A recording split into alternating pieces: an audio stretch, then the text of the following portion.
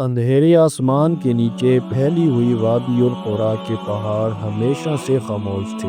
صدیوں کی خاموشی ان کے سینوں میں دبی ہوئی تھی، مگر اس رات ایسا لگتا تھا جیسے وہ خاموش پتھر بھی کسی آنے والے راز کا انتظار کر رہے ہوں۔ پہاڑوں کے درمیان بنی گھاٹیوں میں رات کی ٹھنڈی ہوا سرسراتی ہوئی گزرتی اور دور کہیں مشعلوں کی جلملاتی روشنی نظر آتی۔ یہ قوم سمود کے شہر ہجرہ کی بستی تھی، جہاں چراغوں کی تمتماتی روشنی میں زندگی بستی تھی، طاقت بستی تھی، غرور بستا تھا۔ یہ وہ لوگ تھے جو پہاڑوں کو اپنے ہاتھوں سے کاٹ کر شاندار محلات بناتے، چٹانوں کو تراش کر ایسے گھروں کی شکل دیتے کہ دیکھنے والا حیرت میں پڑ جاتا کہ یہ انسان کا کام ہے یا جنات کا۔ ان کی طاقت ان کی پہچان تھی، اور یہی طاقت آہستہ آہستہ ان کے دلوں میں تکبر کی جڑیں جما رہی تھی۔ ایسے ہی بلند و بالا محلات کے درمیان ایک گھر وہ بھی تھا جہاں صالح علیہ السلام رہتے تھے۔ وہ صالح علیہ السلام جنہیں اللہ نے ان کے لیے رحمت بنا کر بھیجا، مگر یہ قوم اس رحمت کی قدر کرنے کو تیار نہ تھی۔ وہ اکثر صالح علیہ السلام کو راستوں میں روکتے، ان سے جھگڑے کرتے، کہتے، اے صالح، تم کب تک ہمیں اپنے رب کی طرف بلاتے رہو گے؟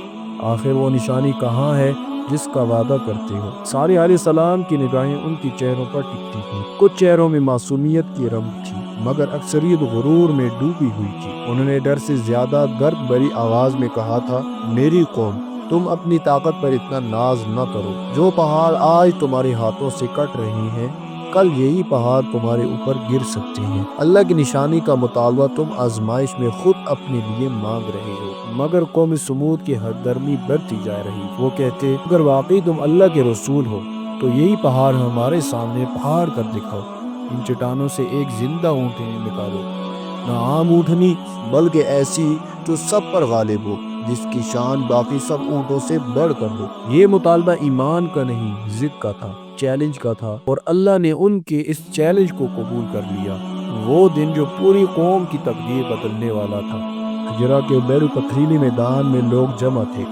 پہاڑ کی دیوار کے سامنے ہجوم تھا۔ سب کی آنکھیں یکٹک اس بڑی سنگلاخ چٹان پر جمی تھی۔ ہوا میں بے چینی تھی، جیسے سرزمین خود سانس روک کر کھڑی ہو۔ صالح علیہ السلام آہستہ آہستہ آگے بڑھے۔ انہوں نے دونوں ہاتھ آسمان کی طرف بلند کیے، آنکھیں بند کی اور دعا کی۔ پہاڑ میں لرزش پیدا ہوئی۔ یہ لرزش تھرتھراہٹ میں بدلی، تھرتھراہٹ زلزلے جیسی گونج میں بدل گئی۔ لوگ خوف سے پیچھے ہٹ گئے۔ کچھ عورتوں نے اپنے بچوں کو سینے سے لگا لیا، اور اچانک چٹان کے اندر سے ایک ایسی روشنی پھوٹی، پھر ایک عظیم دھماکے کی آواز کے ساتھ چٹان دو حصوں میں پھٹ گئی۔ گرد کی گنیتیا سے پہلے ایک سائے کی صورت ابھری، پھر وہ سایہ واضح ہونے لگا، اور پھر پوری قوم کی آنکھوں کے سامنے ایک عظیم معجزہ کھڑا تھا۔ ایک اونٹنی، ایسی جس جیسی کسی آنکھ نے کبھی نہ دیکھی تھی۔ اس کا جسم پہاڑ کی طرح بڑا، مگر چال میں ایسی نرمی جیسے ہوا چل رہی ہو۔ اس کی آنکھوں میں وحشت نہیں، نور تھا۔ اس کی سانسوں کی گونج وادی کی خاموشی چیرتی تھی، اور اس کی گردن، اس کی قامت، اس کی ہیئت، سب کچھ انسان کو جھکنے پر مجبور کر دیتا تھا۔ یہ اللہ کی اونٹنی تھی، ناقۃ اللہ، وہ نشانی جس کا مطالبہ قوم نے خود زبردستی کیا تھا۔ ہجوم میں ایک لمحے کے لیے ایسا سکوت چھا گیا جیسی دنیا رک گئی ہو۔ پھر بے یقینی کی شور اٹھے، یہ تو پہاڑ سے نکلی ہے، کیا یہ حقیقت ہے؟ کیا صالح علیہ السلام نے سچ کہا تھا؟ صالح علیہ السلام نے بلند آواز میں کہا، میری قوم، یہ اللہ کی نشانی ہے، اسے تکلیف نہ دینا، اسے آزاد چھوڑنا۔ اس کا پانی میں حصہ ہے، اور تمہارا الگ۔ ایک دن یہ پانی پیے گی، ایک دن تمہاری بیری ہوگی۔ یہ اللہ کی امانت ہے، اس کے ساتھ ظلم نہ کرنا، ورنہ عذاب تم پر اترے گا۔ قوم پر خاموشی چھا گئی، مگر صرف چند لمحوں کے لیے۔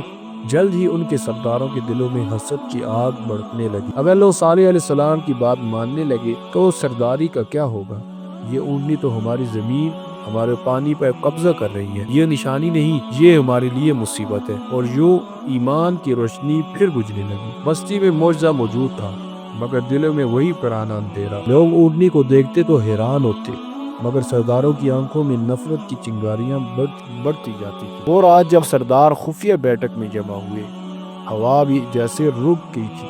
ان کے درمیان کسی نے سرگوشی کی، اگر یہ اونٹنی نہ رہی تو صالح علیہ السلام کی طاقت بھی نہ رہے گی۔ اور یوں قوم سمود اپنی ہلاکت کے اس راستے پر قدم رکھ چکی تھی جس کا آغاز اونٹنی کے معجزے سے ہوا تھا، مگر انجام ان کے اپنے ہاتھوں لکھا جانے والا تھا۔